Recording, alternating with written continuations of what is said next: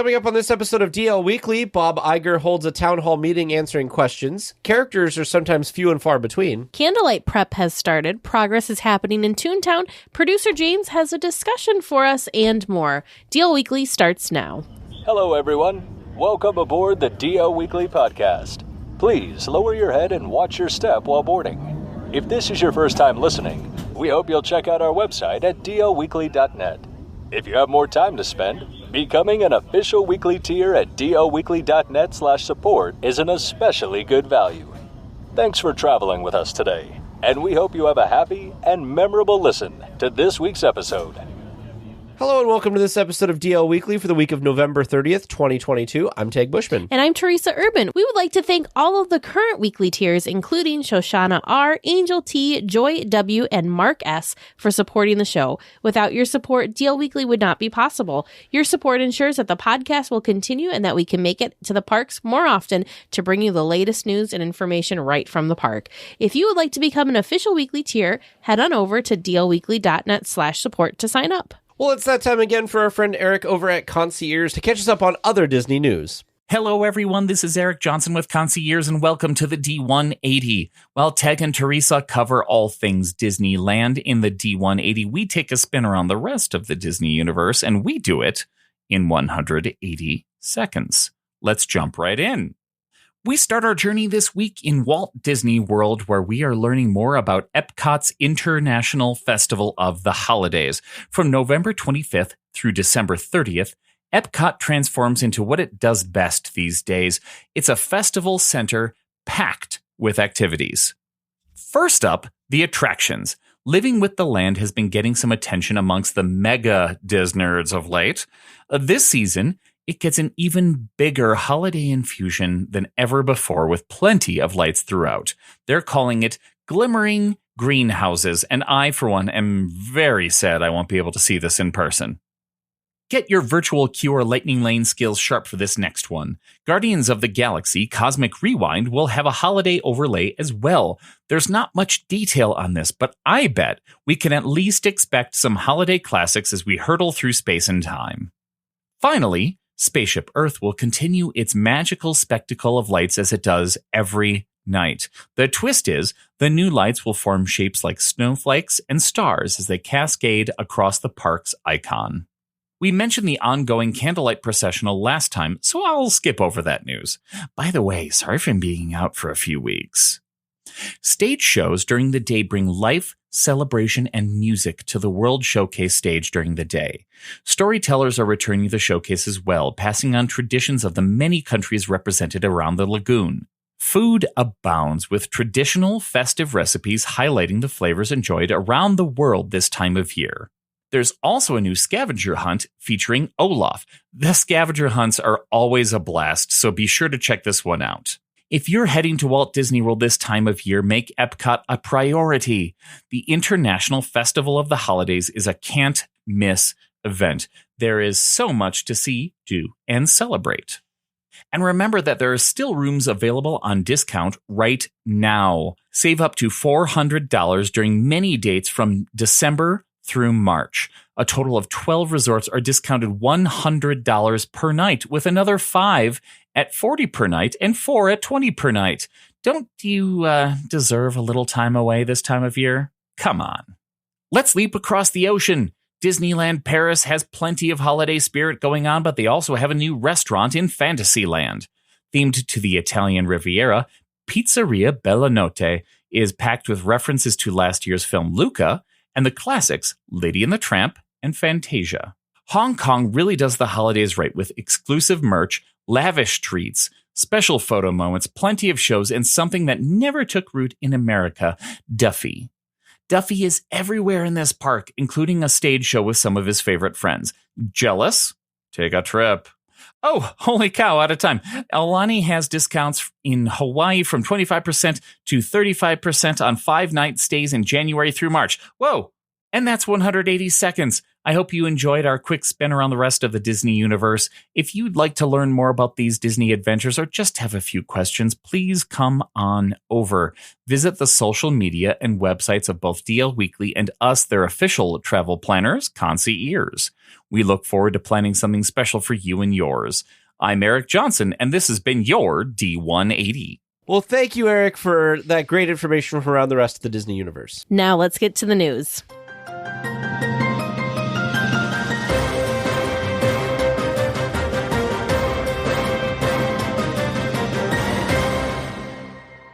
With the return of Bob Iger as the CEO of the Walt Disney Company, there has been a lot of speculation. Well, Bob held a town hall with Disney employees that was broadcast to the entire company, where he answered a lot of questions.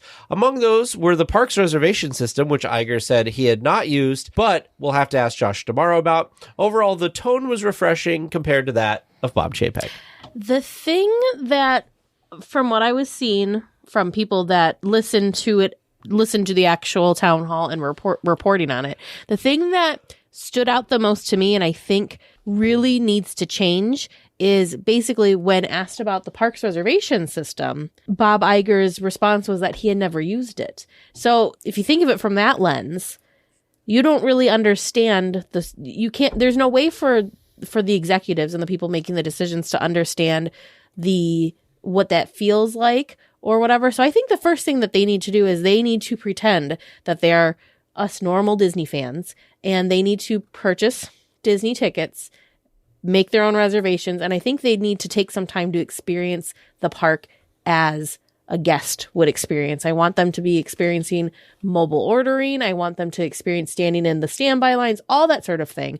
I think that to me that spoke volumes more than what it probably was intended to speak. But I think that if they just took a step back and really put themselves in the guest's shoes when it comes to the parks, I think things would maybe be a little different, maybe work a little smoother. But he kind of, from what I saw of that, or what I read about what it was, he kind of looked at, he just didn't really know how to answer that question. So I think it'd be interesting for them to kind of, like I said, walk a mile in our shoes, right? Experience it, see what it feels like to be in that position. Yeah, I think that's a good point that you make, and it is, obviously when all of these executive people go in, they have they tour come in the back guides. door too. Yeah, they come in the back door. They have tour guides that bring them through everything. You would think that somebody in the executive team would go through this process, and even if one of them did it and then could report back of what the experience is like. Yeah. Bob in our chat said he needs to go on Undercover Boss. Yeah, that kind of a thing, which I think would be helpful. If the executive team really wants to show that they're supporting all their folks, maybe they should go work in these different positions and be like, okay, like the Undercover Boss situation where you can work these locations and see what's working, what's not working, on the front lines. Because a lot of people come in, so obviously some Disney people have worked their way up through the parks. Oh, yeah. Yep. But I would say there's also a bunch of people who have come from other industries who've never worked in the parks. Mm-hmm. And some of them, I would even venture to say, have never been to the parks. That's possible. So it'd be really interesting to kind of go in and do those jobs. Work at a call center. I worked at a call center before. It's really stressful when there's a bunch of people waiting on hold to talk to you. I don't know about you, but every time I've called Disney at all in the last few years, I'm waiting a long time for things. So yeah, there's definitely some things. I'm glad that the tone came off as that of trying to learn and trying to understand what's going on. It's smart for Bob Iger to answer questions and kind of feel, read the pulse of everything that's going on, see what the room is like, read the room basically, and then make some decisions. A lot of people were like, well, he's going to come in and start doing all this stuff. And it's he should really kind of assess what everything is going on before you just start making changes. Yeah. He was the CEO just a few years ago, but a lot has changed in the last few years. So we'll see. Like I said, I think when we talked about this previously, I don't think anything is really going to change at the parks too much under Iger at this point. I think that he's brought in to kind of deal with the media stuff, which is where the Disney focus needs to be for the company right now. So we'll see. He did also address, we talked about the Apple rumor acquisition, and he said that wasn't something, that's all just rumors right now. Yeah, basically he didn't say no, but he said that it's speculation right now. So you never want to, in a position like he's in, you never want to say no, because like if something eventually happens, then it looks like he lied to everybody. So it's just kind of like, well, that's not something that we're considering at the moment, is like the safe way to say that. Because you know what they always say, never say never for anything, because stuff happens. But yeah, I don't know. I'm optimistic that the company will kind of try to steer in a direction that the general Disney base is more happy about. Yeah. Yeah, like I said on the live stream, at the very least, having Iger back is going to be a good morale boost, not only for cast members, but also for the Disney fans. So at the very least, we're going to be feeling happier and feeling better, because he's just he's got more charisma. He's just a better, quote unquote, face of the company. Yeah. Whereas Bob Chapek was more of the kind of behind the scenes and like the numbers guy more so. Yeah. So the thing that I'm just the most excited about, though, Iger was quoted this, like, it may have been like the first day he was back, if not within the first couple of days he's back, basically that they're going to start the decision-making process. They're going to start with the creatives and then go to the finance stuff. Whereas before, I think it was flipped. They were going finance first, and then they'd bring the project to the creative. So, and we've always said this, the company seems to work better when you have the right balance of creative and finance, the business end of things. Yeah. Walton Roy, Frank Wells and Michael Eisner, you know, like it's always done well with the balance. I really wish that they could find the new dynamic duo that could kind of steer the company where it needs to be. I just had an epiphany when you were saying this. The board should create these positions at the head of Disney, that there's like a chief creative officer and a chief like financial officer, and those people run the company. And so usually they have those people, but they're under that's what I'm saying CEO. Is they should be at the top of the have that be the top chain, of the pyramid, and just say these two positions will always co-run this business, and the person who's going to be in the creative position is going to come from the creative side. The person that's in the financial side has that financial expertise. And I think that if you were to like codify it into like the DNA of the business and kind of say, this is how we're always going to have this structure, that we're not going to have a single entity at the top. The thing that's interesting is I'm surprised that they haven't, because that's how the company started, right? With Right. Walton Roy. They went away from that for a while, and they had just the singular person, and then the company was then kind of revived with that dual control again, with the creative and the financial or the business minded person. So it.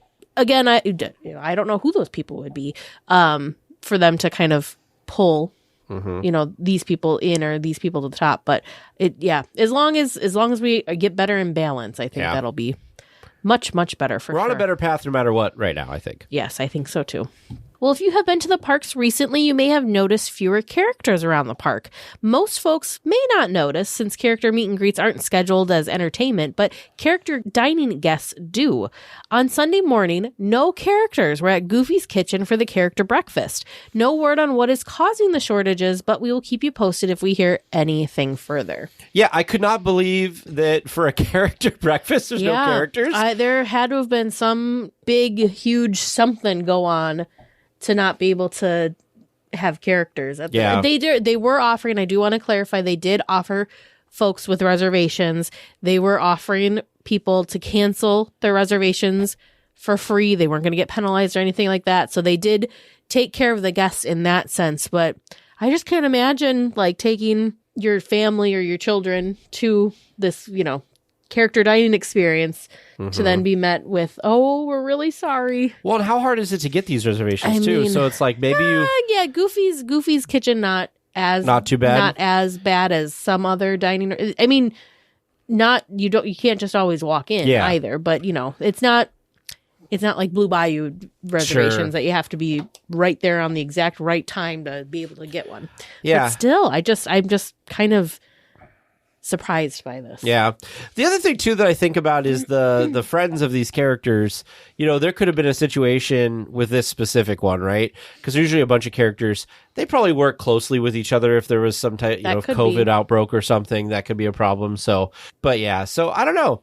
It'll be interesting to keep track of this and see kind of what happens if it gets better or not. Because I felt there for a while we had tons of characters everywhere. Well, I mean, and who knows? Maybe I mean, this is purely speculation, but maybe the decision was made that there were characters out elsewhere and they decided to pull the character dining characters out of the hotel so that they could fill it. I don't know. Who knows, you know? Because I was thinking about that too. Like, they couldn't have, you know, recruited Goofy from DCA or, you know, Right. I don't know. Like, you know, they couldn't have pulled in characters from other areas, but then I guess I don't know scheduling, but then I don't know if there's rules, you know, if you can only be, if you're hired on as a character for specifically this park, this parade, this specific thing, you know, maybe you can't, you know, jump in and help if needed, but it just was very maybe those unique. payroll hours are billed to the restaurant I'm or not sure something, how- and there's a bunch of accounting issues or something. I'm not sure how that all works, but just very Maybe odd. if somebody's listening that does know how all this work, they could send us an email, feedback at dlweekly.net. Well, the Candlelight Processional is just around the corner, so the setup has begun. This year, the annual event is on December 3rd and 4th. Some of the elements are already up in the park with construction walls set up at the Main Street train station. Still no word on who the guest speaker or speakers will be. I don't even have an inkling as to who I think it might be. John Stamos. Because we saw him in Has D23. Lin-Manuel Miranda? I think he did. He did one of them. Did he do one? Okay. Then that was my one guess. I mean, we've had people do Apparently them. not a good guess.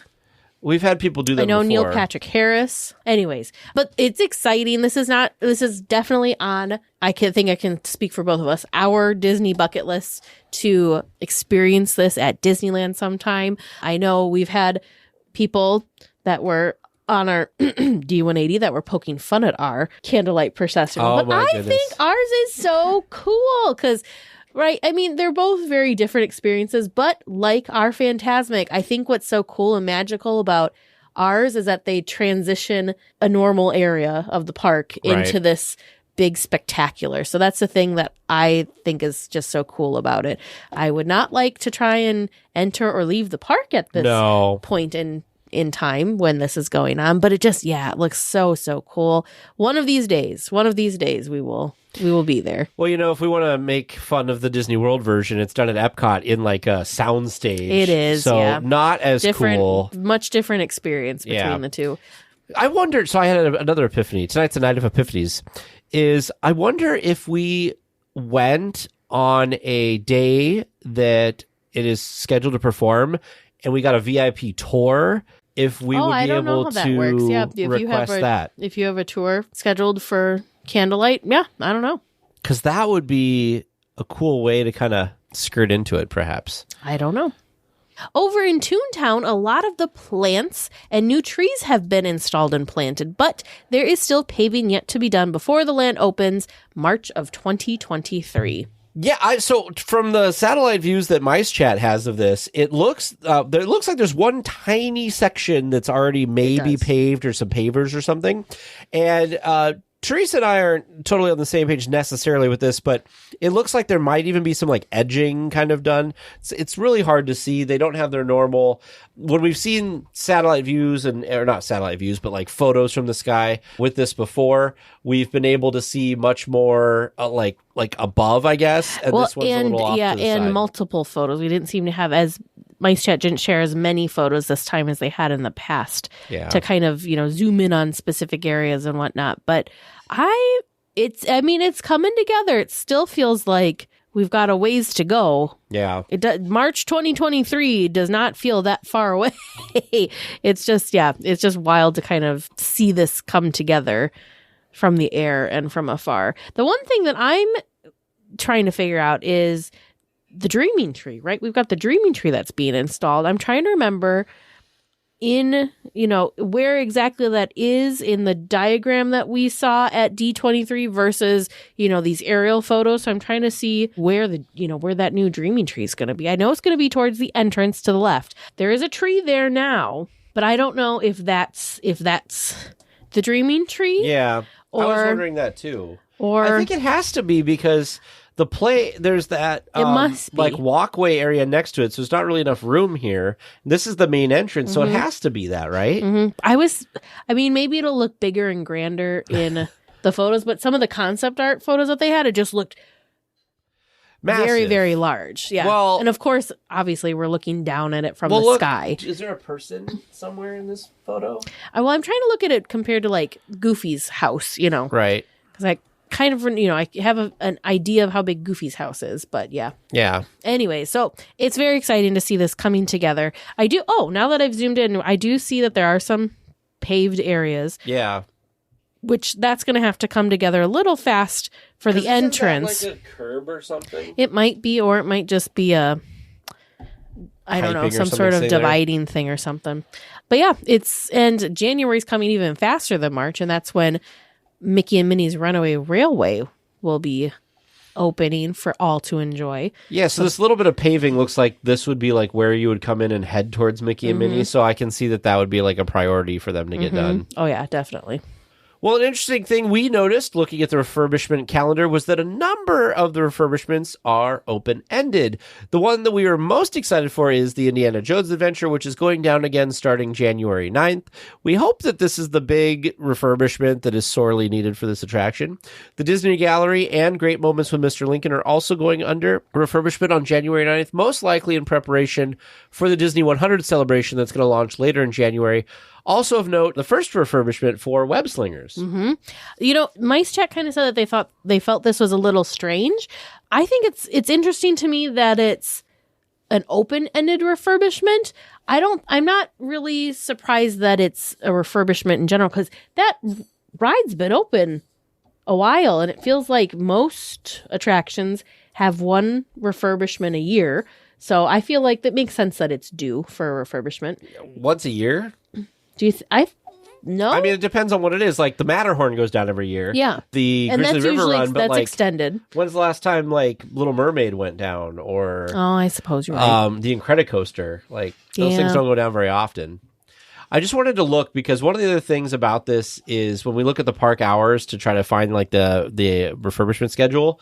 The thing too with like Indiana Jones is like how far out is the calendar? True. And then is that going to be like, is it just that like we haven't gotten that far and we're going to have another situation where we have, yeah. So right now the calendar is only out to the 10th. Yeah. Yeah. So is it like another 3 day? And then we're Right. like, oh. Right. And that could be any of these, that could be, wasn't Grizzly? I feel like Grizzly was just down recently. So the fact that they're going to be closing up again too. It's Small World makes sense because that's removing the holiday overlay. But yeah. That's a lot closed at once though. It is a lot closed at once. And you've got two of the bigger attractions in DCA closing, Web Slingers and Grizzly. I don't think Grizzly's very popular January, but yeah. So anyways, it'll be interesting.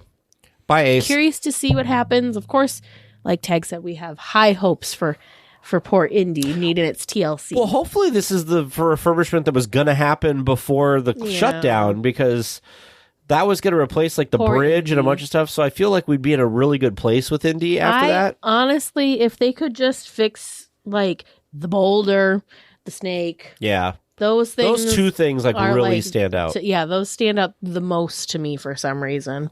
There's other things for sure, but those two are kind of the biggest, like, ooh. Yeah. Especially the boulder just feels very anticlimactic. Yeah. Well, and it's so those two effects are so obvious when they're not working. Like a lot of things, if it's not working quite right or something, sometimes you can't tell the difference. Yeah. Like especially if you've never been on it before. But I feel like the snake and the boulder are things that you're like, this doesn't seem right. Like even if you've never been on it before, it's like, what are they trying to do here? Mm-hmm. So my thoughts anyway. Well, one of our favorite spots along the rivers of America has wrapped up work and should be open to guests any minute now. The dock across from Big Thunder Mountain has been behind walls and having the deck replaced for months now. As recently as this weekend, chairs and tables have been set up and the walls have come down, but the area was still blocked off to guests. We are excited to enjoy this area again on our next trip. It is such a relaxing, cool, hidden It's a great spot to record a podcast because it's like you're not in the way of anybody. Mm-hmm. You're kind of off the beaten path, so people aren't like the one time we recorded right along the rivers of America and people kept walking by us and looking at us like, what are you doing? Yeah. That's a big thing. But it's just a nice little spot, and I feel like it's usually pretty easy to find like a spot there You know, like a lot of places like Pelican's Landing, like you can never find a seat Very there. popular over there. So I like this. I wonder what took so long. I think that there's some infrastructure under there for Phantasmic or something, or pumps for the, for the rivers or something. But so maybe what took so long is maybe it's a COVID, getting the parts situation that they were waiting for. But I'm glad it's coming back. I could see not getting that moved along quickly, not being a very high priority because it is kind of a quiet corner of the park, so it's not that big of a guest impact for it to be closed for an extended period. Just weird DL Weekly podcast people. I love it though. I love it over there too, but so it was like stuck out like a sore thumb to us that it had been closed for so long because it was just one of our favorite areas of to kind of like if you grab a chimichanga there or like there's that cart there that sells all that crap. Like it's like right there. It's a nice seating area for it. It's great to people watch because you can watch stuff on the river.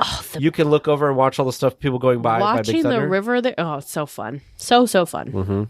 Weekly tiers who love a good Monte Cristo should head to the Magic Key Terrace soon. A new Monte Cristo corn dog is now available for $20. It includes 2 corn dogs, a side of garlic waffle fries, and is covered in cheese and strawberry Thai chili jam, a wine port jelly caviar, and berry compote.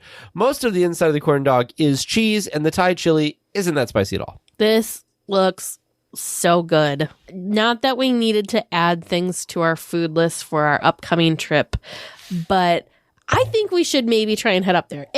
We have not been up there since they've done, since the redecoration.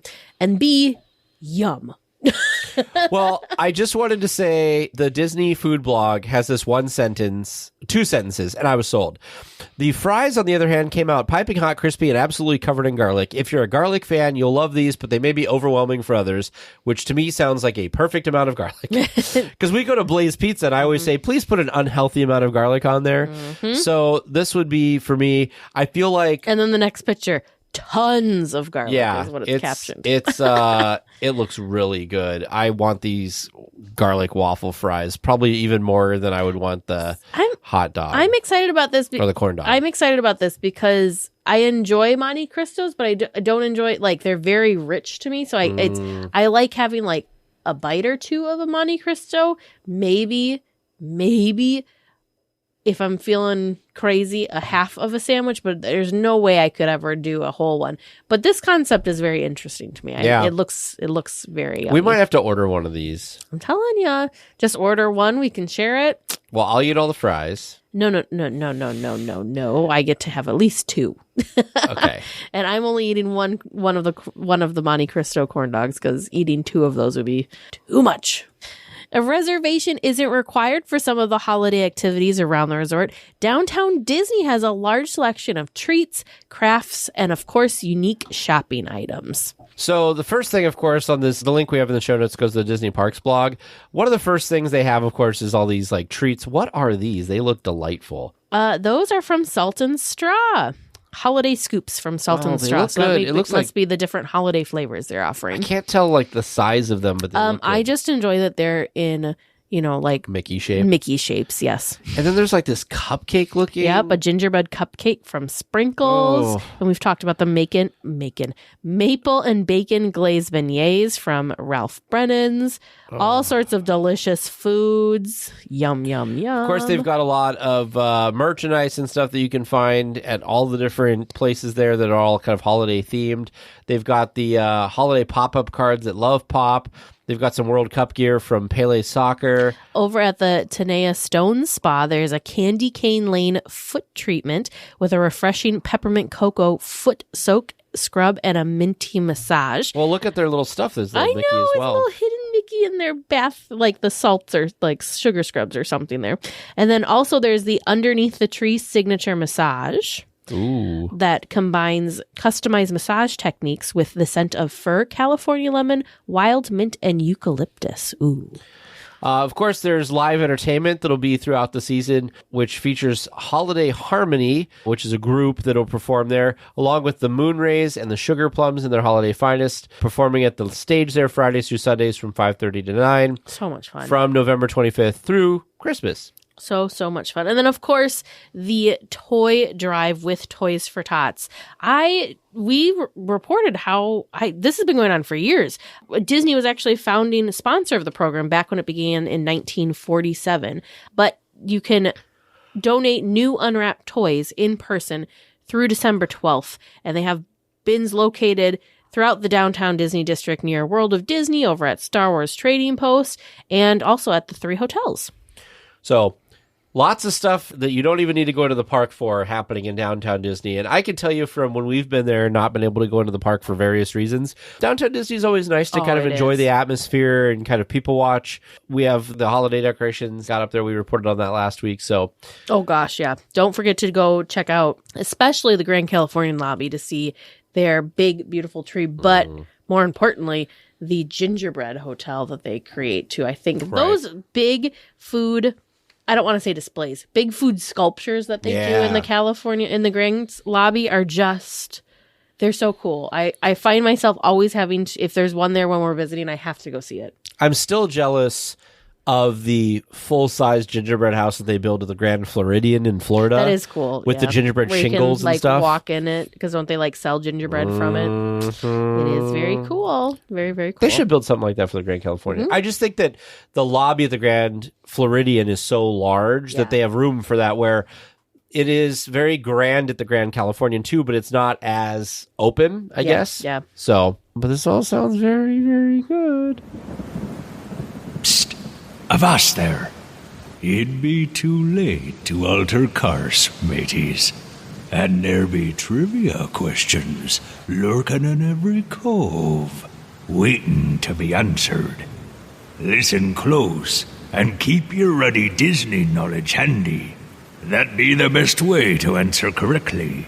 And mark well me words, mateys. Dead men tell no tales. You come seeking questions and long-lost Disney information, eh? Sure, you come to the proper place, but keep a weather eye open, mates, and hold on tight, with both hands, if you please. There be squalls ahead, and James and Vern waiting for them what don't answer correctly. Welcome to Trivia Land, where we've got 4 great new listeners, well, new to me, I don't recognize the names, that have got some awesome questions for you. Are you ready to see what they've got? Do we have a choice? No. I'm excited. All right, well, I'm glad Teresa's excited. All right, well, let's see how you do. Ready? I need help after last week. Yes, ready. We all need All help right, after last excellent. week. Your first listener submitted question from listener Sarah P. At the end of Pirates of the Caribbean attraction, you could see Jack Sparrow sitting in a lavish chair. What live-action movie did this chair come from? I'm guessing that this came from one of the Pirates of the Caribbean movies.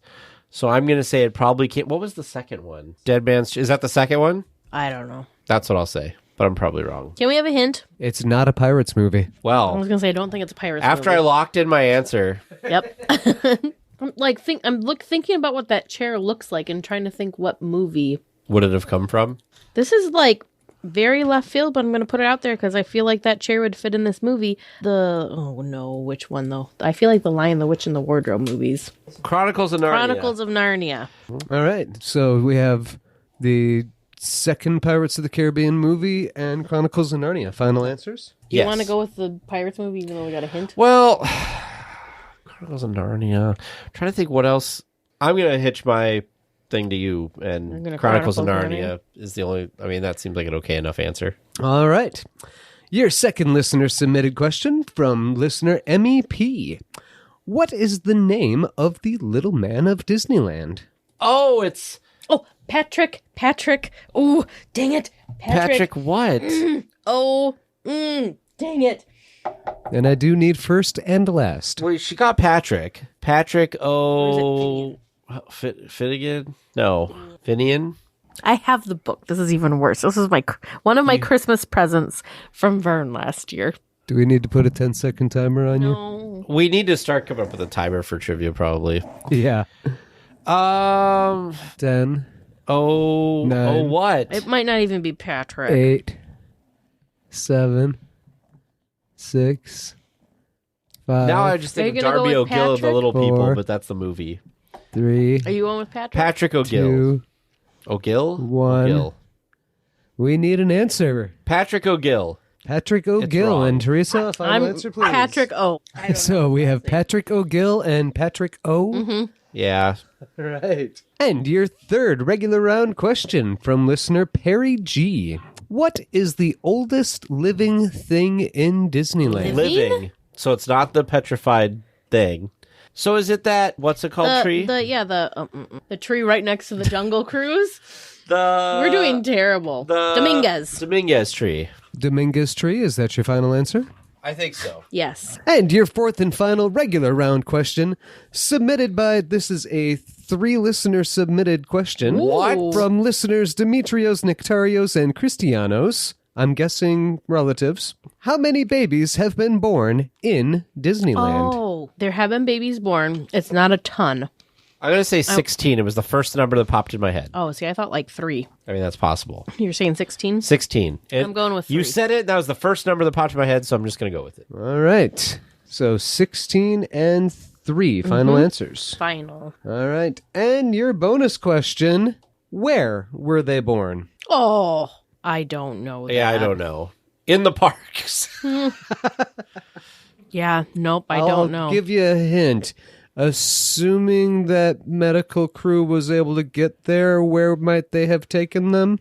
to the baby chain, the first aid. To the first aid. To a first aid station? That's good for partial credit. Okay, first aid. If they couldn't get to a first aid station, would they have at least gotten them to a Backstage? back room? Backstage. Oh, wait, that's nice. All right. Or You're about to give us answers So much of pity on us. maybe if they were trying to get to their own car, it might The have parking happened Parking in a crash. parking hey. Or maybe they couldn't quite get to the parking lot. They found a bench near the Esplanade, which Main is Street? also called the Entrance? Hey, Entrance. all right. We could even give a point for getting those answers. Those are terrible. We've done so poorly today. The bird's like, just take the answer. Just take it. Well, listeners, how did you do listening at home? How do you think Tag and Teresa did tonight? I don't think very well compared to what you were just giving us. Well, if you stick around until after tonight's discussion, we can all find out how they did together. Well, for our discussion topic this week, producer James says he's got something for us. What is it, James? Well, it's been like 36 weeks since we just sit and chit-chatted about whatever Disney things came to mind. 36 weeks? It was like episode 226, Who's counting? I think. So, but who's counting, right? Apparently. My show is not getting good ratings if I'm going to host a talk show and kind of late night theme it with you two of just a smattering of Disneyland related topics, weird questions, and maybe 1 or 2 games to play along the way. Games even. Wow. Yeah, we're just going to have some fun and see where it takes Is us. this like the Tonight Show with producer James? Yeah, something like that. Jeez. Okay. Where is Vern with his ukulele to play me into all this music, though, right? Okay. So, you two, thank you for joining me tonight. Hot topic, obviously, is that new CEO. So I want to put you two in the CEO seat. If you were hired, and, typical interview question, what are you doing day one when you get to the park or to your office? What's that first thing you're doing on day one? I'm grabbing a coffee. You're going to ask your assistant, because you'll probably have an assistant, to go get all of the cold brews. Yeah. Let me taste all of the cold brews, please. You're going to go down to the tasting kitchen where they're like developing the next cold brews, and you're like, taste test time. Yep. Okay, so I would grab my coffee. I would have to go to... I'd get in trouble. They would fire me my first day. I would have to go to Imagineering and go hang out at Imagineering and just soak that all in. That's it? You just go hang out in... He's just said, what's the first thing you're doing? Oh, sure. Yeah, first thing. I think that it's probably not going to be popular with half of our audience, but it'll be really popular with the other half of our audience. No more Lightning Lane, no more Genie Plus.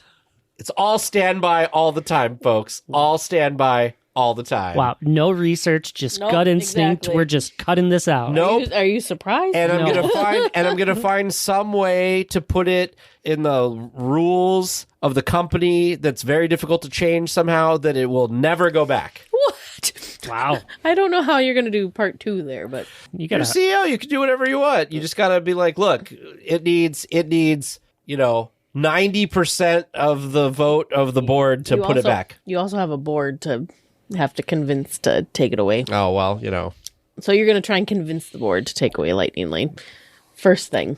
I'll be like, okay, you guys tell me what you want. I'll do all of those things. Oh. But you have to go along with the Lightning Lane going away. That sounds mighty dangerous. Yeah. See, I'd be okay with Lightning Lane. Feel like we've said this a you're million saying you times. just gotta Just make it more raise that. expensive. Yep, just raise that price right up so it evens itself out. Kind of like same thing with VIP tours. If you made VIP tours a fraction of the cost that they are now, everybody That's would true. have a VIP tour.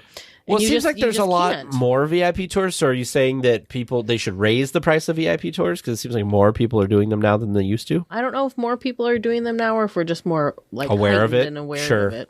That'd be a good question for Philander. So I'm going to throw it back to you, James. What's the first thing you do? That's a really good question. Oh, I think I'm most interested in milling around kind of backstage and just kind of taking in what a typical day in the life is of the cast members, just to see what I've missed over the past however many years it's been since I've really seen it, and try to just get a grasp on what the experience is to try to understand that a little bit better. James, such a people person. You know what else I realized? We would have unfettered access to everything. So we wouldn't go have lunch in Club 33. We wouldn't go wander around in like throughout the bowels of the I know. pirates. You picked the weirdest thing to do first thing you could have explored. Because I wanted something that will. You want to make a statement. I want to on make a your arrival. statement, and I want the park to be like it. I want it to be like it was back in my day when I used to go all the time. I mean, your Annual passes, $220 for the premium with parking. Boom. Mine's very self-centered and just like being a Disney nerd. That's why I'm like, I'd probably get fired because I wouldn't do anything except getting over to Imagineering would be pretty awesome, though. be a nerd. That's got to happen. Well, are you over there like green lighting things and cutting things, or are you just looking at well, things? it's the first day I'm there, so I got to just look at things first because okay. I don't know what to green light and what to cut. I want to know who the rising stars at Imagineering are right now. Like, you know what I mean? Like, who are the up and comers? I We see. don't know. Yeah. I would be finding that out because I'm at Imagineering. go. You're just mandating new rules. Yeah. And Getting rid of trying lightning to lane. bury things, make it In impossible the bylaws to undo. and stuff. Yes.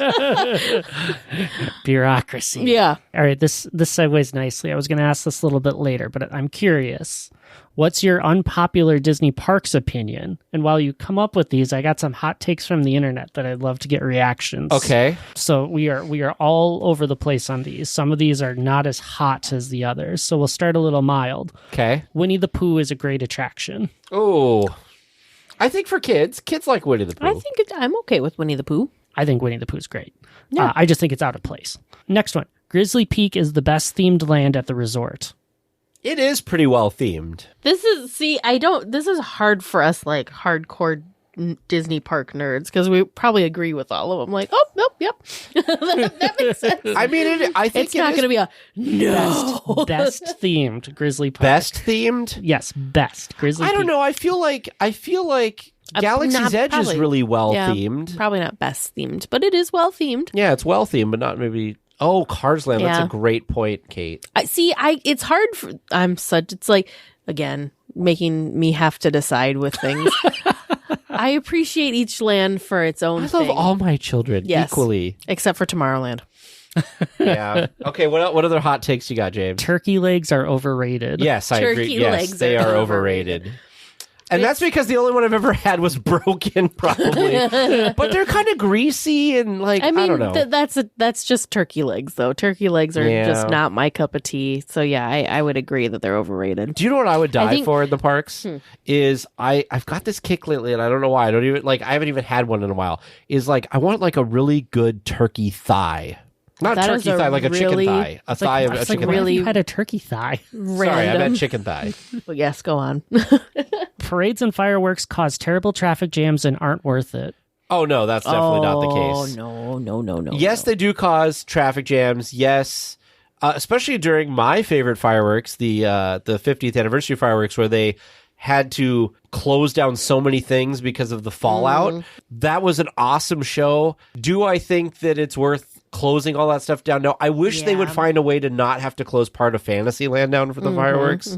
So, yeah, that's unfortunate. I get it, because if you're not if entertainment's not your thing, yes, trying to navigate the park when you've got a parade or fireworks going, it feels like you're the lone fish swimming upstream. Well, do you know what used to cause this to not be a big of a problem?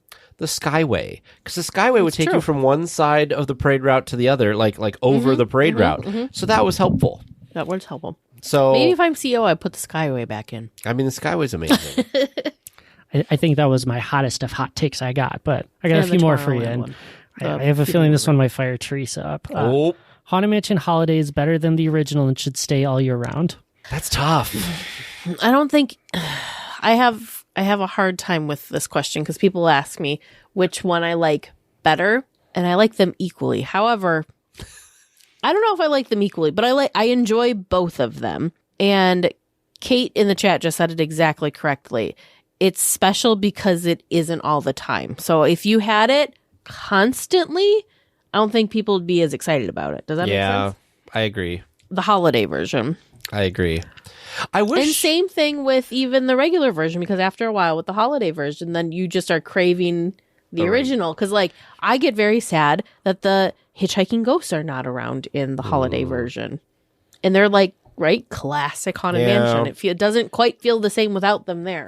I wish that they were like, I wish in my imagination they could clone the Haunted Mansion and have both attractions running. No, I wouldn't want it cloned. I'd want Nightmare to have its own original attraction. I don't know why they haven't, other than the fact that they have Haunted Mansion Holiday. Yeah. And space. And where would you put it? Currently in the parks right now, Nightmare Before Christmas where would it even easily fit anywhere. So if we had our Villains Land, which would be amazing, you could put it in Villains Land because they're kind of misfits. They're not really villains, but they're also not really good guys. So what you're saying is behind Big Thunder at Disney World. Yeah. Just imagine what might be behind Big Thunder at Disney World. Don't get me started on that. What was your original question, Jace? Any hot takes? What's your unpopular Disney parks unpopular opinion? Do you have one to add?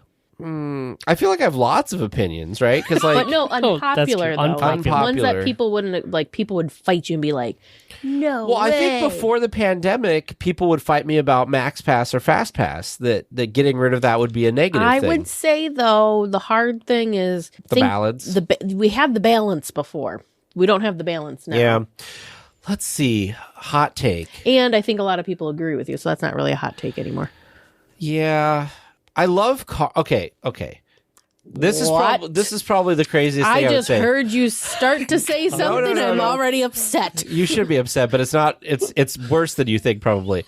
So I know people love Cars Land. I love Cars Land. Like, it's nothing against Cars Land specifically, but honestly, I feel like in my mind, if DCA were to disappear, it wouldn't bother me. That is an unpopular fighting take. words. That could You're be getting fighting rid words. of the Animation Academy? Oh my god! Of all the parks, the Animation Academy. Yep. I love the Animation Academy. Just because I remember, I think it's because I remember a time when DCA wasn't there, and I still liked going to Disneyland. And if on a trip you told me we could only go to one park, it would always be Disneyland. Yeah, no, for so sure. Yeah. Why does DCA even need to be there? It has its own magic. Thank you. I also know that there's a lot of people in our audience who like DCA better than Disneyland, and they're probably spitting mad and writing me terrible emails right now. Go for him. Don't go for me. DCA definitely has its place. It's not Disneyland is always first in our hearts. 100%. There's way more attractions. Sure. There's just it just feels more magical because of the history and whatever. But DCA definitely has its place. The one thing that I love DCA for that you just couldn't do in Disneyland well, think of all of the festivals that we have in DCA. You could not do those in Disneyland. That's correct. You could not. So you'd be wiping out all those festivals too. I have another hot take that has to do with DCA. Oh my god! No, because it keeps coming to me. Do you like want as I'm us thinking, to have a podcast when we're done? Split up after this. World of Color kind of sucks because it doesn't have a good storyline to it. Oh, I don't think that's a hot take. I think that's Like, I would love it so much that. better if they would redo it where it would have a cohesive storyline like Fantasmic does. Like, Fantasmic has a story. It seems like there's a bunch of disjointed things, but it works together in a story. Yeah. No, I wouldn't say that's So a I hot wish take. that's Your my- hot take was demolishing all of DCA. That's the saddest thing that I think about with World of Color is, like, I never think to want to really watch it. I like it. I find it spectacular, but I want a story with it. I like it, but I'm not as drawn to it as I am Fantasmic. But then Right. there's other people on the other side of the spectrum that say World of Color is Better than Fantasmic. better than Fantasmic. It's just, I guess it depends on what it is that you're liking. I like, as we all know, the physical aspects, like the actual characters and things, physical things, the dancers, all that stuff in Fantasmic more so than the screens. Whereas what's World of Color? Lots of screens. The thing that I like the best about World of Color is actually the fountains. Oh yeah, colorful and spraying. I don't care about the It looks like screen paint. things. It does. It's It looks amazing like paint. how it looks like bubbling paint. That it's so vivid that it's like, it doesn't look like water. It looks like paint. Yeah. And I love that. I also love, and I like this in Vegas too, I love when they do the really high jets of things. And of course the giant fireball is pretty dang awesome. I just wish they could fix the pal around lighting. Yeah. Because poor pal there's around. something up with that I wish they could figure out. But I don't think I have any hot takes. James, do you have any hot take? My hot take I had prepared for this was I think park hopping is overrated and unnecessary. Though I don't think that's as hot as Tag's takes. Yeah, well, Tag's demolishing You said half hot. of the park. You The resort, half the half resort. the resort. you yeah. are spicy, Tag. Yeah. He's fired up because you made him CEO right away. I know. What was I thinking? No, I think I agree with you, James, because like during the wedding trip, if you're not a frequent Disney parks goer, there's so much to do in each park. You could you could get yourself immersed. And I think it's nice to kind of just only have to focus and think about one section versus having to think of things to do here and there. And I think if you have a park hopper, you feel like you need to hop whether you actually want to or not. I think my problem with that is, so I think I have some old trauma from the idea of park. So here's why. What trauma? When we went for the 50th anniversary, Disneyland was closed for a day, and all we had, and I know this was before Cars Land and this was before a lot of things, so it's outdated trauma. But at the time, we got halfway through the day and we were bored. We were like, why are we still here? Set your happy selves in the Animation Academy. Solves every problem for Teresa.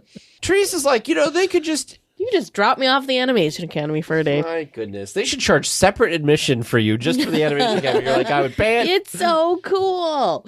All right. Move on, James, before we lose a bunch of listeners. Teresa and Tag, your conversation about where would Haunted Mansion Holiday go all the time segues nice to our next one. If you imagined all of the lands as puzzle pieces in the parks, do you think any of them are out of place, or what would you move where? Lands as a whole, you can't take pieces out. They have to stay intact. I think that area between Pixar Pier and Cars Land is kind of out of place. The Paradise Garden, what is it called, Teresa?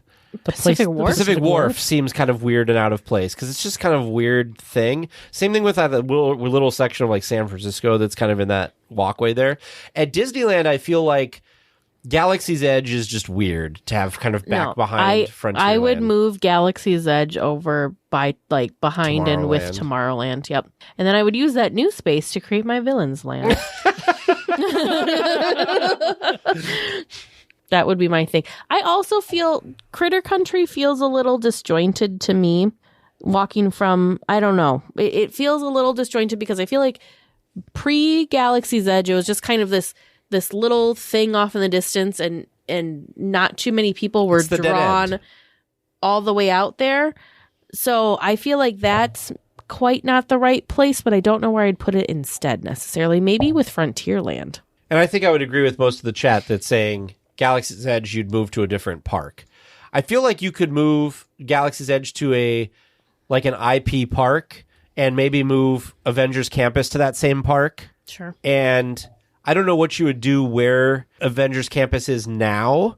Maybe like an extension somehow of Cars Land, because Cars Land is just so amazing.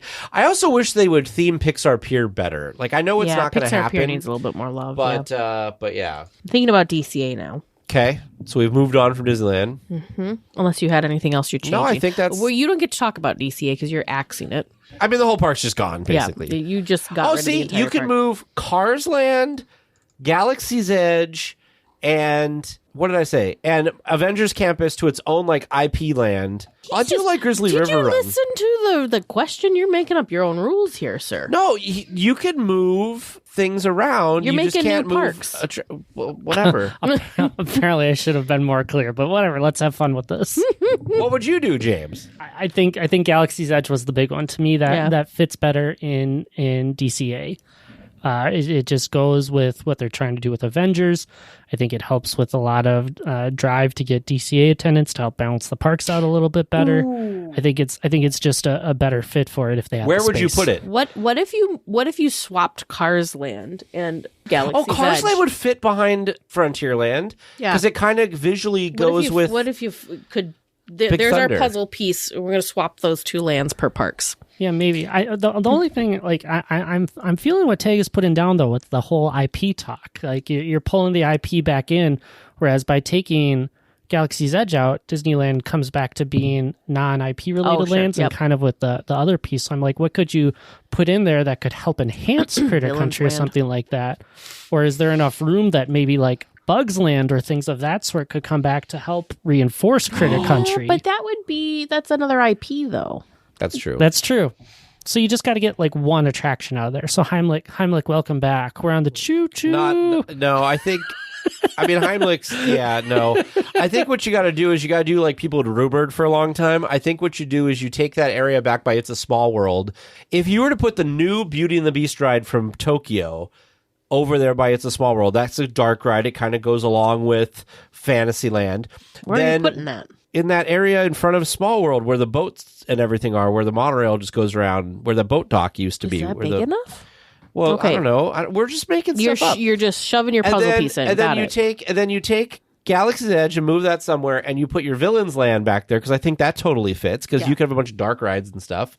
Yeah, the old motorboat area, Kate, where it's already been rumored that they're going to put like an Arendelle or something. I feel like that would be hard. I just don't know. I feel like it's not really that big. Maybe it's much bigger than I can tell. Anyways, but I think the big thing is Galaxy's Edge is the thing that feels very out of place for Disneyland, whereas DCA's almost gone away from the generic theme land more so, because you've got Cars Land, you've got Avengers Campus. Yeah, look, if you take out part of Autopia here that's all zipping around, you could put a whole... so you'd be taking... Huge. I wasn't talking about getting rid of Autopia. I was just thinking who cares about already. Autopia? I would much rather have a Beauty and the Beast trackless dark ride than Autopia. Yeah, so I don't know. To me, the thing that makes me a little nervous with DCA and with IP lands, and I'm sure I'm wrong, is I always just worry about the stay, like how powerful and how popular is this thing going to be? You know, what's this is it going to be here forever? Like we have like generic themed lands, but then again, they may know it's popular for a bit, and then they just swap it out later. Who knows? Look at Bugs Land. That's exactly what happened to Bugs Land. However, Cars Land, I think, somehow is timeless. I don't know what it is that's just so dang magical about that area, but it's just amazing. And the fact with how immersive and how themed they get when it's, just normal, but then you've got the different holiday times of the year, the overlay that they have for Halloween, followed by the overlay they have for Christmas. That's arguably one of the best decorated areas. Yeah. I wish they would treat the whole park like they did with... Well, and the fact that 2 of their 3 attractions get holiday overlays for both as well. I mean, yes, it's just different music and they put a different sign up. So it's not Haunted Mansion Holiday. It's not Small World Holiday, but it's still cool and still fun. Yeah. Right. I think it's time to come back to something a little more lighthearted. Okay. And before the podcast, I did promise embarrassing you too. So have you ever heard of the accent game? The what? The accent game. Oh, good. This is wonderful. So I have 2 Disneyland Mickey hats here. Each of them has pieces of paper in it. One of them has a spiel from an attraction or a show, and the other one has the accent of a Disney character that I want you to read it in, and have your other co-host try to guess it. Oh, boy. Oh, gosh. I'll start because this sounds ridiculous. Oh, it is. So the spiel doesn't necessarily go, like the voice in the spiel. Oh, wonderful. You should. So what's this one? This is the spiel, and this is the accent. Oh, my goodness. You have to say an attraction spiel as a character? I don't even know my attraction yet, but oh my goodness. Yeah, they don't fit. There's no way. So she has to guess the I'm character thinking I and could've the. gone I want her to try to spiel? guess both. I feel like the spiel is going to be easier. You're going to get the spiel right away.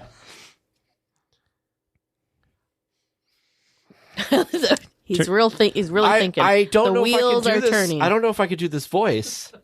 Here, Teresa, you can grab yours to start thinking. I don't know if I can do this voice. What is it? The Swedish Chef? No, I can. No, that'd be awesome. Be like, bird, bird, bird, bird.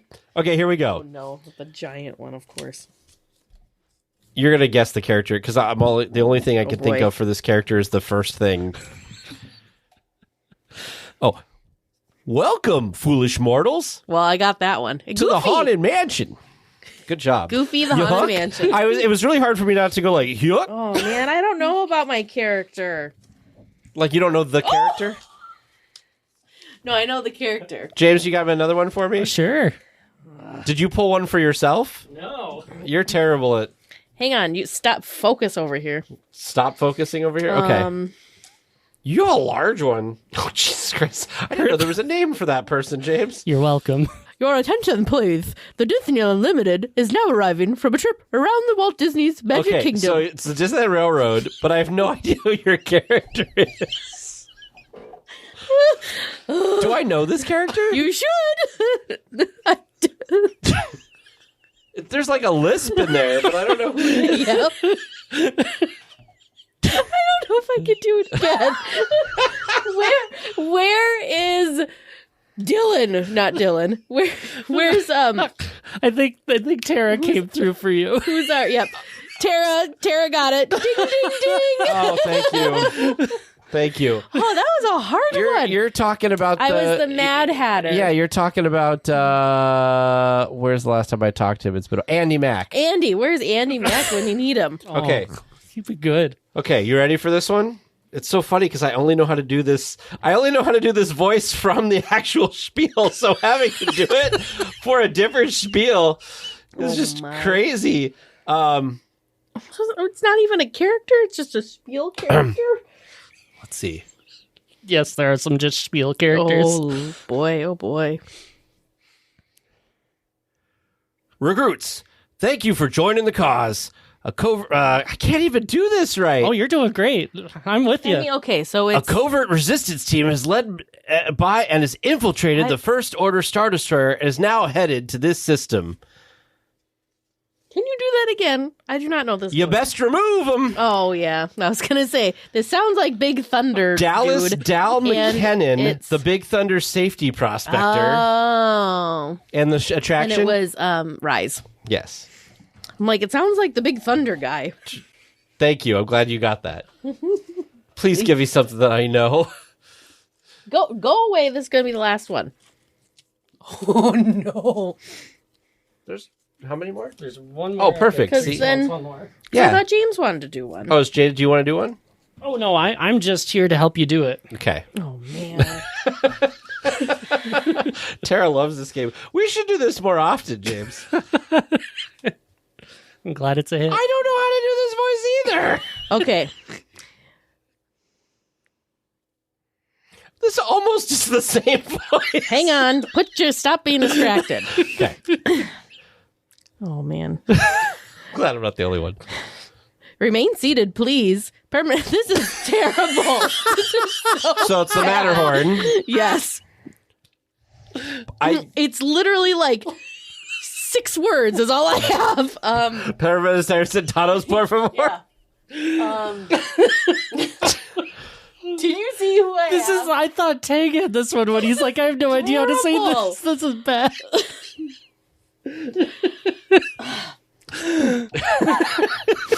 I can't even do it. Like, oh my gosh. I don't even know how to like do something. The joy is this person actually does part of their spiel in Spanish. That's why. Well, doesn't everything do part of their spiel in Spanish at this point? But it's like an intentional thing that you see the character do it.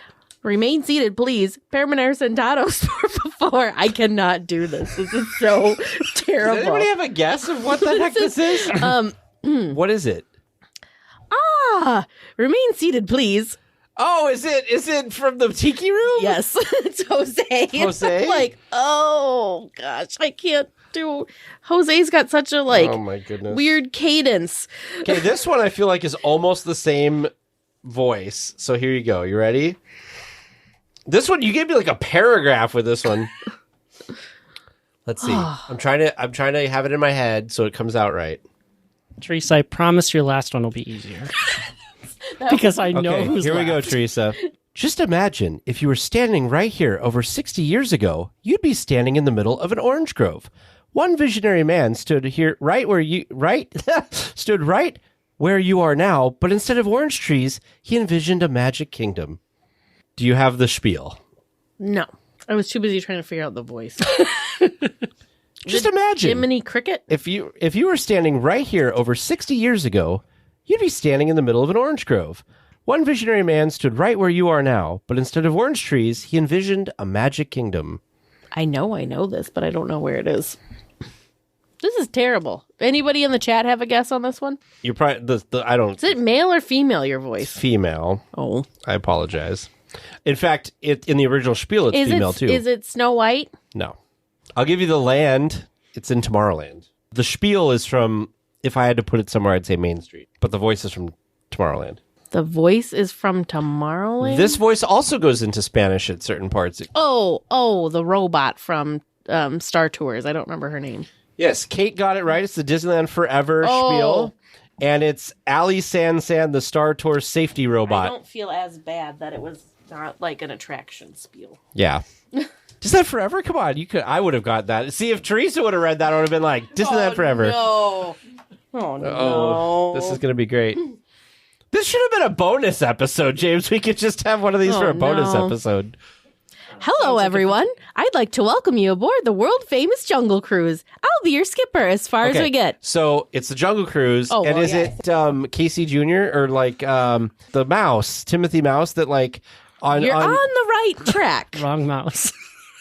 Is it Mickey Mouse? It's supposed to be Mickey. Oh. I am not Brett Ewen, okay? I thought that was not too terrible. Because it sounded like, like, hang on, folks, we're going to, like, on the Casey Jr. Circus train. Sure. So. Oh, man, that was great something. job, Teresa. That was something. The Mad Hatter, I enjoyed the fact that we were, like, laughing so much about everything. So hopefully you all enjoyed that. If Jose had a longer spiel, we could have gotten Jose, but that was, like, the most abrupt little spiel. Goodness gracious. Poor Jose. All right, James, what else you got? Well, you two sound exhausted, and I know it's unimaginable, but if you were this exhausted at the park and needed to take a little nap, where would you go? Oh, where would you take a nap in the park? Yep. The Animation Academy. I feel like you should just have a button that says Animation Academy, and every time it happens, you just hit it, it goes, Animation Academy. One of my coworkers at work has one of those easy buttons, and she hits it, and it goes, that was easy. There you go. No, I would have picked what is now Princess Fantasy Fair when it was the Carnation Plaza, because at night you could walk through there and there's like nobody there. It was super quiet. What else? Mr. Lincoln, air conditioned, pretty quiet, dark. You're talking like take a nap like during the attraction. I mean, you could say that about the Tiki Room too. Well, I mean, one of both places I fall asleep. I could Tiki Room. Producer Vern fell asleep in the Tiki Room. It's too loud. I think he falls asleep in the Tiki Room frequently. Because he's one of those people that once he's like does like he goes, and then once he stops, that's usually does it for him. So that's it. But the Tiki Room's too loud for me. I also used to fall asleep or almost fall asleep on Pirates between the second drop and the battle scene because sure. it's like cool and it's dark and you kind of got the relaxing boat. Kate's saying it's a small world, but then you have dreams or nightmares of it's a small The world. train would be a good one too, depending on the day. I mean, the train you could sit on all day and just go around and around and around. Yeah. I'm trying to think. The only thing in DCA that I could think of to like, if you needed to shut your eyes for a little bit, would be the animation and maybe. Well, the Little Mermaid would be probably the other thing to do. There's in not DCA. a really good seat back there, but the bypass that goes behind Grizzly River Run, where the evil queen or whatever it was for the treat trails. Yeah. Yeah, it's a little wet back Monorail there, makes you get off though, Kate. So I feel like I'm thinking of stuff that you don't have, like there's no time limit for. Sure. Because if you're gonna nap, like for me, I want like a longer nap. That will also, Mr. Lincoln or Tiki Room, you get scooted out. So yeah, interesting question. but you're not supposed to nap for too long. What about you, James? Where would you nap? I think the Tiki Room feels like a good place. I feel like that music would just be so relaxing and calming as long as you don't hear too much of the the clicking of all the different things. Yeah. Plus, then, it's only like 10 minutes, so it's keeping you short, keeping it not too long, you can get back out. Sure. So. Now, say you had to like actually live in the park permanently. Which attraction or building or shop are you going to call home? Well, the Dream Suite. Of course. Well, because you got a bed, you've got a shower, you got everything you need. Okay, do we need to take the Dream Suite off the table since that's the That's too easy. Yeah, Walt's apartment, is that also off the table? I mean, yeah. Let's take those off the table. But good answer. There's nowhere good in the castle. Like it'd be in the Sleeping Beauty walkthrough, and that doesn't seem like it would be very good. Is there some place that's up high that you can get like a cool view? Inside the Millennium Falcon. Ooh, that would be pretty cool. That's a great one. Or then nobody mess with your stuff either. Yeah. Feel like there's got to be something else that I'm like, oh, of course. Why would I have forgot that? I'm just like moving around. The Matterhorn, like up in the Matterhorn would be kind of cool. Might be a little noisy during the day. Yep. In the Matterhorn, I feel like there's maybe there isn't that much space in the castle since there's the walkthrough. Yeah. Now DCA, I would try the Animation Academy. I would, one of the second floors on Main Street. Oh, sure. I'd live above the shops in Main Street. It'd be great to live above, like, I mean, you'd probably get tired of it, but like above the Candy Palace or like the ice cream shop, so you get that like there you go smell. Ooh, the attic of the Haunted Mansion, like the actual facade. Yeah, there you go. You could do that. We also have the treehouse, and Deanne's gonna live in Pixie Hollow. Yeah, but you're really out there with the elements if it rains or something. How about you, James? Do you have a spot? I was trying to think of something. I feel like in the Blue Bayou would be pretty good. I feel like that would be a pretty cool, relaxed place. I was trying to come up with a good idea over in DCA, but I wasn't finding a place. I'm like, that would be a super comfy spot. The Animation Academy, they have padded benches. Yes, the Animation Academy, definitely the right answer. Maybe the Magic Key Terrace. Maybe there's a room for me in Guardians of the Galaxy Mission Breakout. Yeah, there you go. The Blue Sky Cellar that isn't open right now. Oh, That'd be a nice like little apartment you could turn it into. I'm going to take over one of the cozy cones. That would be kind of cool. That would be. Like, no. The actual hotel. like the Avengers Campus, the headquarters building that is just an empty shell currently. Yeah, but you'd have I'd all be the well fighting, protected. stomping above you and everything when they're... I'd be well protected. Yeah. Or the inner sanctum. Ooh. Like but behind again, the door. You don't... Oh, okay. I was like, you don't get a lot of cover there. Whatever's behind the door. All right. Anything else for us, James? I mean, but really, I think I'm going to leave on. Up. I'm living on Main Street. Let's do one more to wrap up. All right. Time for you two to take a good look at each other. I want you to cast your co-host as a face character you'd see in the park, and then, based on their personality, a non-face character. Stare deep into each other's eyes. The funny thing is I look at you and all, like, the thing that sticks out from you the most is the hair, the curly hair. So I'm trying to think, like, who has curly hair?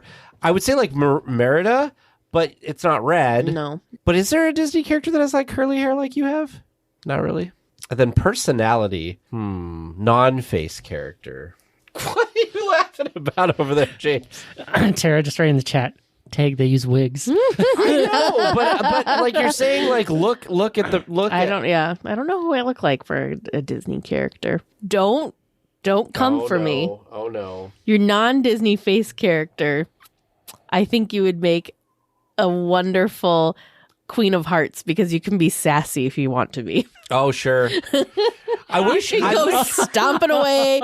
You don't have to hang out with kids if you didn't want to. I wish that, what's her name? Cruella was not a face character, because I would pick Cruella's amazing. Yeah, I Cruella. love That's being why. sassy. That's why Queen of Hearts. Tara, I thought maybe Fairy Godmother too, but she's not old enough to be the Fairy Godmother. Which fairy godmother though? The Fairy? Oh, Godmother. the blue fairies in Pinocchio. That's right. Yeah, Queen of Hearts. I like that. You'd be sassy. I feel like you would do good at like Minnie, because I just think of you with the Minnie ears too. Like you do a good like Minnie, because you're like so sweet and nice to everybody, and like I don't know, Minnie Mouse seems like a good option. I There. like how you're the sassy one, and you're like, you're so nice to everyone. Well, it's true. It's true. I'm looking over at James. I'm 'cause seriously think of trying to characters for remember like James. Disney face characters. Oh, I'm getting included too. That's so nice. James, I think you would be a good like Flynn writer, because you'd be like Smolder. That would be fun. Like I could see you playing in that character really well. I have to look this up. Non-face character. You'd be James. You'd be like a good Goofy or something. Oh, that's true. I mean, I don't know if you're tall enough, but I can hot dog dance with the best of them. oh, I could be. Oh no, he's not a face character. Oh yeah, Teresa, you could be Madam Mim. There you go. I was like, you can make me Gaston. That thought did cross my mind. Thanks, James. Appreciate it. Gaston. No, not Gaston. Oh. You can be Wandering Oaken. I can be wandering. Oh, that would be fun. Yoo-hoo. Or you could be the Duke of Wesselton. Oh goodness.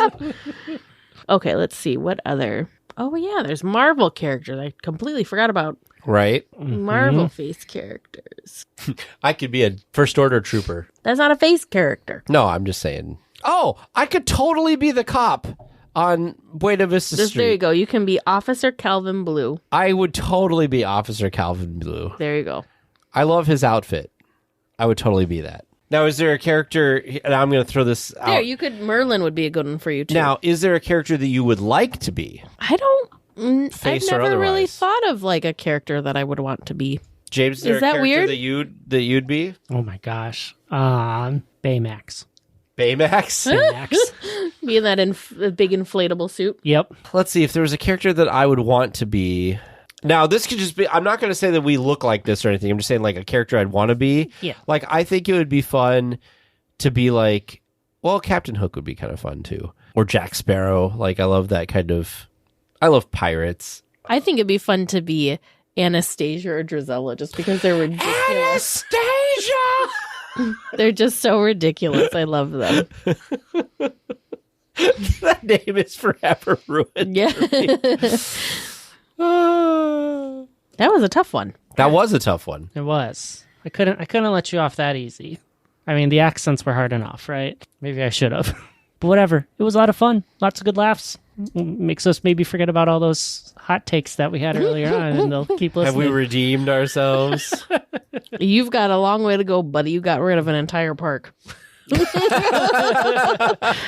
Well, you know, maybe in about a year we'll get to do this again, and we'll see how our next talk show episode goes. Well, I hope you guys enjoyed this. James, thank you so much for putting it together. If you have any crazy things that you want to send to James or Vern for maybe some type of this type of thing again, you can send it to them at trivia@dlweekly.net. They can get those ideas as well for fun questions, maybe some hot takes. If you guys have hot takes, respond, leave a comment on Instagram or Facebook or Twitter. Send us an email, feedback@dlweekly.net. We'd love to hear all of this stuff. That was fun. That was fun. Looks like we're coming in for a landing, gang. But please stay listening until trivia comes to a stop. And then you can walk to the nearest exit. Thanks for listening to the 8th wonder of the world, DL Weekly. Welcome back to Trivia Land, where we're going to find out how many correct answers you got tonight. How do you feel about yourself? Bad. I just... Not good. Yeah. All right, I think we got the Dominguez tree. I gotta say, producer James and I, we really do. Honestly, we appreciate all of our listeners who submit questions to us. It makes our job so much easier. And honestly, our listeners, they rock. They come up with great questions that we wouldn't be able to come up with on our own. So thank you very much, listeners. We do appreciate you. And let's get into these great listener submitted questions from new listener submitter, Sarah P. At the end of the Pirates of the Caribbean attraction, you can see Jack Sparrow sitting in a lavish chair. What live-action movie is this chair from? After a hint, you went with Chronicles of Narnia. The correct answer that I was looking for was The Haunted Mansion. That's awesome.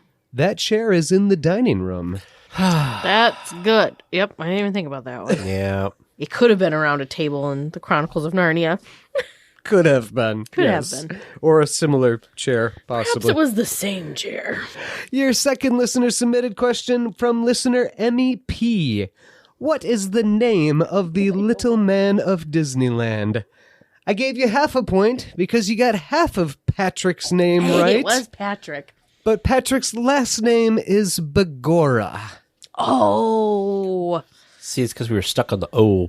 He wasn't even, wasn't even Bagora. It was just Bagora. Just Bagora. O Bagora.